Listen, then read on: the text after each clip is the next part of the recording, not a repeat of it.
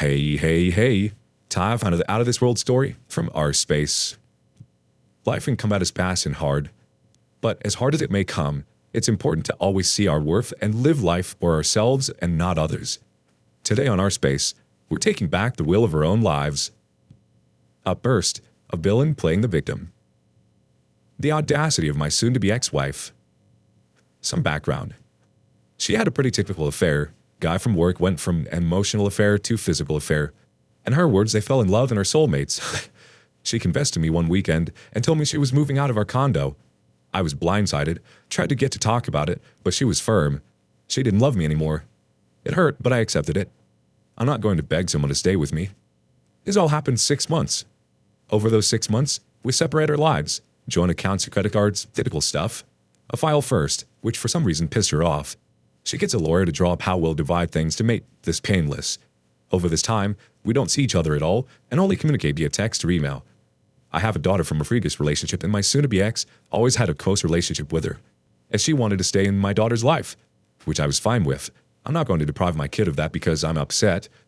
This soon-to-be ex missed a few visits with my daughter, and it really hurt her. My soon-to-be ex apologized, claimed that she became really busy, but I stopped the visits until she could actually keep her promises. That caused some issues, but eventually, it was dropped. So over those 6 months, I was just working, hanging with my daughter, but I fell into a fuck. Really didn't go out other than to the gym or with my daughter. This Friday, my younger sister and her fiancé dragged me out, said I can't be a hermit anymore and start enjoying my life. We went out with her friends, and I ended up hooking up with one of them. She confessed that she's had a crush on me for years, but the timing wasn't ever right. We ended up hanging out all day Saturday too. Easily was the best weekend I've had in forever. Not just the sex, but this weight was lifted off of me. I felt like a person again. This morning, I wake up to dozens of voicemails and texts from the soon-to-be ex raging at me, calling me a hypocrite, even accusing me of having been with hooking up my sister's friend during our marriage. How could I do this? Pure insanity on her part. I called my sister and gave her the rundown, and she checks my soon-to-be ex's social media, and she's playing the victim, saying crap like, when your friend catches your husband out with another woman, well, he's trying to save his marriage. Completely playing the victim. After that, I did respond to one of her texts and just said, were you trying to save our marriage when you were sucking your coworker's dick on lunch? Probably not smart on my part, but ever seriously. She's responding again with more I'm the victim crap, and I'm not engaging anymore. But seriously, she's lost her mind, right? She can't be this stupid. Let's see if the community agrees or disagrees. The Big Pickle wants to say, she can't be this stupid. Yes, she can. She got the Ganai 13 says, it's not stupidity, it's controlling the narrative. She's using it as cover to muddy the truth because it serves to make others question if she's really the villain or not. This is why, when there's infidelity, it is important to let everyone know right away. A deleted user says, this is BS. She left home 6 months ago. She started the divorce. Do not your colleagues and social circle know this? You must have posted it even on social media. If you give her control, she would do what she wants. The OP replies, I really don't do social media other than browsing Reddit, but at her work everyone knew they didn't try and hide it. I told all my friends and family, as she has no control at all. I really don't care what she does or wants. It's not my concern. But I won't lie, this outburst for her caught me off guard. Live Yogurt Closet 98 thinks, she's stringing you, and since you can't anymore, she's putting you on blast so when her relationship is fully exposed, she's not the a-hole. It's a tactic so cheaters can have a clean slate, and also why she was mad that you filed for divorce first. Edit. Also, if you report her and her partner to her job's HR, one of them, if not both, will lose their job. She can't fake her way out of that one. Yes, OP, she's absolutely losing her mind. She's only behaving this way because she thinks that it'll take the pressure and attention away from her, leaving you for some other guy. She used this as a way to try to throw you under the bus, so people would look at you as the one at fault and not her as the cheater. This is just something that narcissists and cheaters do. She also probably can't stand to see you move on. I'm sure she got a high off of seeing you unhappy and beaten up about everything. What do you think? Up next, a birthday girl who took our next OP for granted. When does it get easier? Hi guys. Life has been extremely difficult in the past few days. I was with my now ex for a few years, and life was great. We had our ups and downs, as anyone does, but as a whole, the relationship made me feel like the best version of myself.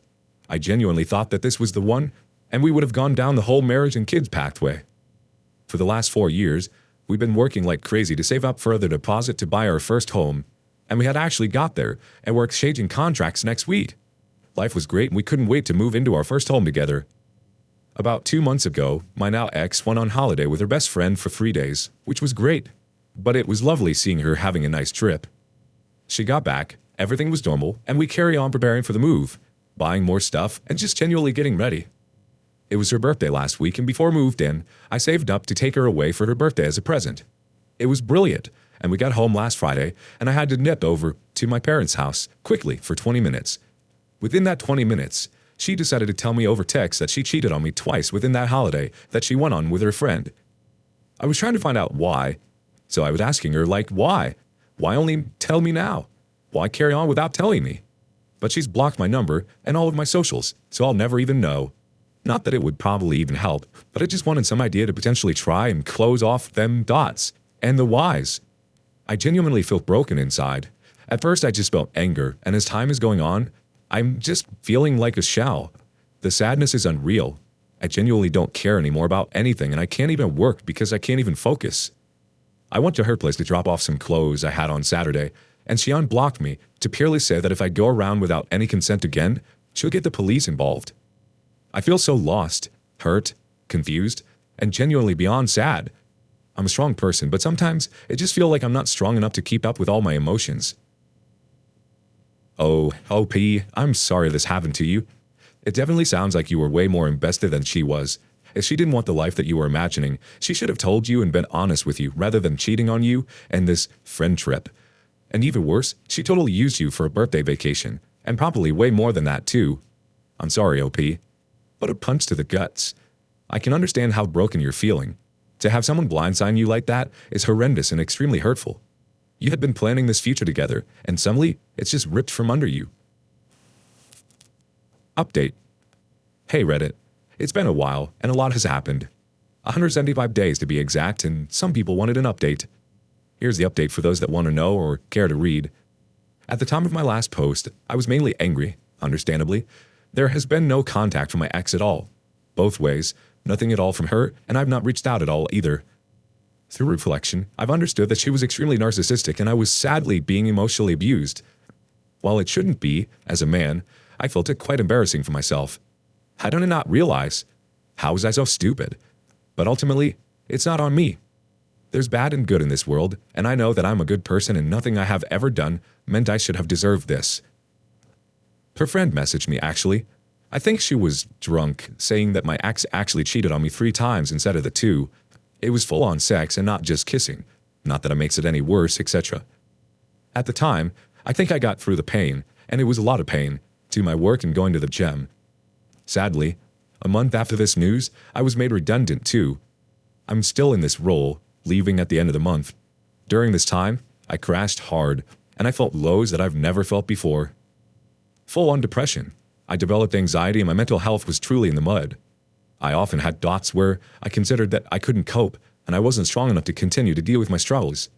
It was and is terrifying to feel unable to feel safe and comfortable in my own mind. However, I reached out for help.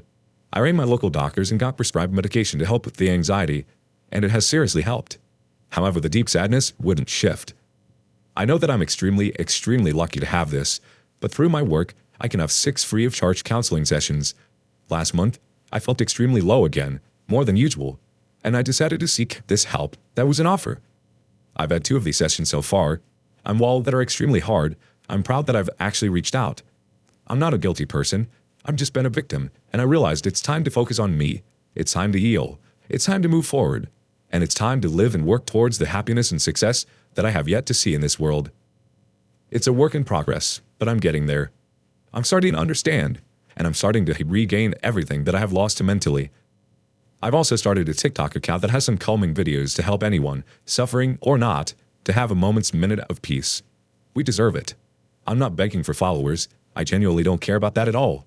But if you feel like it might help, then it's mindfulminds_1.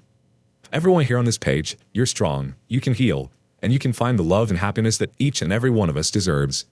Love yourself. Let's check into the community for a quick comment from Taiwan Bandit. I'm not a guilty person, I've just been a victim and I realized it's time to focus on me. Between this post and last, this might be your best statement. She was the lowest of the low, just using you up, not caring how it hurt you. Glad you got out before marriage and kids. You're on the plus side now. Continue to work on yourself. Pour yourself in your job. Start new hobbies. Join a sports team. Find old friends left behind. Engage your mind in things that bring you happiness. Thanks for the update. Take care of you, OP. It's so nice that you're taking care of yourself and getting the help you deserve. There's such a bright future ahead of you, OP. Thank you so much for opening up and being vulnerable to us. It's not an easy thing to try to look at your life, reach inside, and talk to someone about things. It's hard. I'm sorry your ex made you feel like less of a man. That's not the case at all. Wishing you all the best, OP. Do you have a similar story? Share it with us in the comments below. Next, hindsight is always easier than foresight. Was there any red flags at the beginning of your relationship that you ignored or excused? There's a saying that someone shows you who they truly are within a week of knowing them. Were there any red flags for you that you ignored in the beginning but were clear signs or indicators of a cheater? This was true for me. He picked me up for a date, the first day, and he bent his neck backward to check out a girl walking in the parking lot, staring for longer than 5 seconds. I ignored it since we weren't dating yet. He followed many pickup artists on Instagram. I also remember going into a boutique and he literally said out loud, "Dang, she's cute," about the store associate. He denied ever saying that, though. A few days later, he brought me to a toy store and bought me a huge stuffed animal. The store associate came up to him and said, "Didn't you bring another girl here last week?" The guy told me I deserved better, and that I was too pretty for him. He of course denied it and accused the store associate of just being jealous and hitting on me. I was only 18 at the time, so I was really naive to all the signs. I also had a strong intuition, gut feeling that this guy was no good. I actually ignored him after the first week of knowing him, but he persisted and I became his girlfriend. Ignoring all the red flags led to an 8-year relationship full of lies, pain, backstabbing, and gaslighting. He was a serial cheater and frequently approached girls, asked for their numbers, and had sex with them. He told me he saw me as the main chick, and everyone else was his side chicks. He was also very emotionally and mentally manipulative. I'm still building my self-esteem. I'm a different person now. I don't ignore red flags, and when they come up, I don't beg a guy to change for me or to try to understand. I just move on. I guess I'm now at the reflection stage. I'm looking at the past from a different perspective. I forgive myself for excusing all the red flags. I'm grateful for the strong woman it has made me today. The community has a couple comments. Apprehensive Cost 496 starts us off. The one I missed was related to my ex's fiancé. They were engaged but broke up because he was abusive. Fast forward 1 year and I go to a wedding that was her high school friend that had quite a few people, including the ex-fiancé. The vast majority of those folks gave my ex the look and wouldn't talk to her. The ex-fiancé eventually came up to me, introduced himself kindly and said, "Nice to meet you." I personally had no anger toward the guy, but it kind of broke my impression of what I thought he would be. Fast forward to now, post-divorce. I learned my ex cheated on him. No wonder she got the look. They probably knew I was the next schmuck in line. 1Midnight21 chimes in. For me, one of the biggest red flags was my ex-wife saying she cheated twice in the past, but outgrew it. There were a whole other whirlwind of red flags related to what I found out was her personality disorder years later, but now I have that as one of my absolute no boundaries.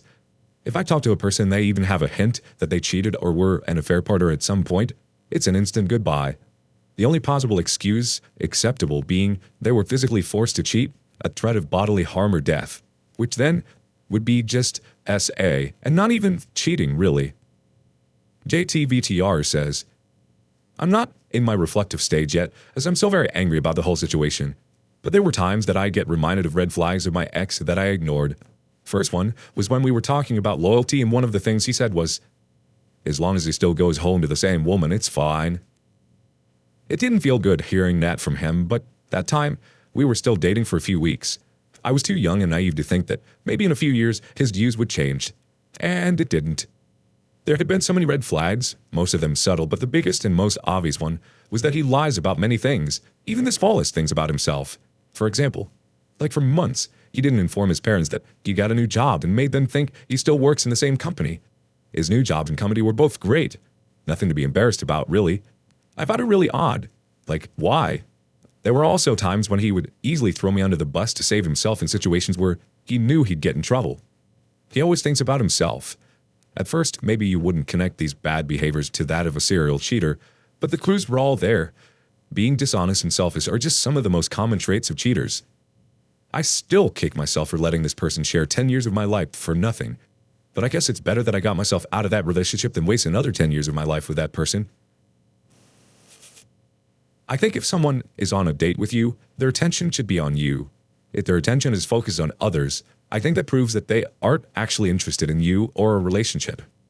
What are your thoughts on red flags of the first few weeks? Up next, the pathological liar masquerades as a hardworking single father. The dark side of deception. How a single dad's lies shook my faith in humanity. Been seeing a guy for 6 months, single dad of a teen with autism. He always said he couldn't leave his son alone, so he didn't have much time to spend with me. I was fine with it because he had a good excuse and it was casual between us. Usually I don't stand for that. He said he homeschooled his son and was always with him. I truly admired that. After being together twice, I told him I would like to spend a little more time with him besides just the sex, and we decided because he couldn't do that to call it off amicably. A month later, I matched with him again on Tinder, and he said he would put in more time with me. We see each other again, and after the last time, he sends me a text that his wife moved back into his house and wants to try raising their son together. I told her if there's a chance they could work it out, to take it because of his son. I've met his son before, and he seemed so sweet. Anyway, I thought that was it. Last night at 1 a.m., I get a call from his wife, telling me, with him on speaker, that they were never separated or divorced, and that he'd been lying to me and other women and sleeping with them too. She said he was addicted to porn and sex. Now mind you, this guy is an expert liar. He speaks so sincerely that I truly felt for him for being a single dad of a son with special needs. I was happy there was still good people out there. We had a lot in common, and he just seemed like a good guy. Now I didn't have feelings for him, and he always told me his son didn't really spend time with his mom. I wondered why a mom would abandon her son, especially with his situation, but ultimately decided that it wasn't my place to judge. Turns out that she was always there. She quit her job when she found out her son had autism. She homeschooled him. She created the lesson plans. She did it all. I felt and still feel sick to my stomach, not because I had feelings with this guy, but that my idea of who he was shattered and replaced by a monster, and I didn't have a clue because of my BS blinders were on because of his son. The fact that he used his autistic son to lie and to get sex and present himself as a stellar dad and his wife to be a lowlife truly has made me ill, physically and mentally. I'm distraught. I can't reconcile my belief in humanity with something this evil and wrong, and I can't deal with the disparity between what I want to believe people are and what they really are. I just can't. I don't know how much longer I can stay strong and deal with this type of behavior. I just don't. I don't want to be on an earth with people like this, and I just don't know how to deal with it. I went through 11 years of emotional abuse during my marriage, and it was worse than any physical abuse for me because I'm all emotion and passion. The way people act has a massive impact on me, whether I try to let it affect me or not. And this really got to me because he attacked my core belief and yearning for people to be good. He crushed and destroyed it and replaced it with fear, distrust, and uncertainty. Because in my opinion, a pathological liar is capable of anything, and I fell for it. I trusted this guy and invited him to my home. It makes me want to throw up. He was in my safe space. I just can't. I feel violated and defeated. Anyway, thanks for reading and letting me get this out. Let's see what the community has in way of reaction. Wikiman222 says, like there are cheaters, and then there's this piece of crap. Euphoric Statement 95 says, geez, what the hell? But welcome to life. There are crap people everywhere. King African 702 says, wow, this was low. He lied on his son to cheat. I've seen it happen before, but reading this doesn't make it any easier. Sorry you went through this. That's awful. The Cat Sass 2014 says, as a father of an autistic boy, this is vile and shameless. Don't feel too bad. Sociopaths are hard to spot. J&H daughter has an elaborate thought. Okay, personally, take a huge and cleansing deep breath. Let it all out till there is no more air in your lungs. Do that about 2 more times and hear me. Sweet soul, you are spiraling. You're making this more than what it needs to be. Yes, he is a sick individual that I hope and pray his wife leaves him and takes him for everything she can. As for you, why are you letting someone change who you are? Look, you don't have to feel the way you do. You just have to change your routine and get the hell off Tinder. Sweetie, Tinder isn't for love. It's for cheating people and single people who don't want commitment. Just because you picked wrong twice just means you need to take time and reflect and change your way of screening who you want to be with. Look, honestly, the first one, it was because you didn't know your worth or know what love is. This one, he was a freaking clown who used his disabled child. Of course, anyone would let their guard down. Please get off Tinder. Go to something like Match or sites that aren't more hookup-ish. Also, once you break it off with someone and you see them on a site, just swipe left. Don't return to anyone. No offs and ons. If it didn't work, it didn't work. The world is a very effed place, but dwelling on it and making it change who you are and letting it make you feel like you don't want to be here is not a way to live. In life, there are some things we can control, and there are things we can't, and making things we can't bigger than what it is, or letting it bother us more than it needs to, doesn't make life better. Living with fear and doubt doesn't have to be your life. No one makes you do that, but yourself. The world is 80 to 90% effed up in any given day, and people are a-holes, but you don't have to keep them around you or in your life. He's trash, but your life doesn't have to be. I think although it's hard to have experiences like this, and yes, there are lessons that we inevitably learn from it, it's just as important to not put all of our eggs in one basket. Moreover, I think there's some valid points in the comments. It's important that we don't let other people dictate how we feel about ourselves. Do you have any advice for OP? Share it in the comments below. And thank you for joining us today on Our Space. Like and subscribe and hit that notification bell so you don't miss out on the next video. We'd hate for you to miss them. If you want to listen to more stories from me, check out our lounge where I feature a larger variety of non-cheating related stories. See you there.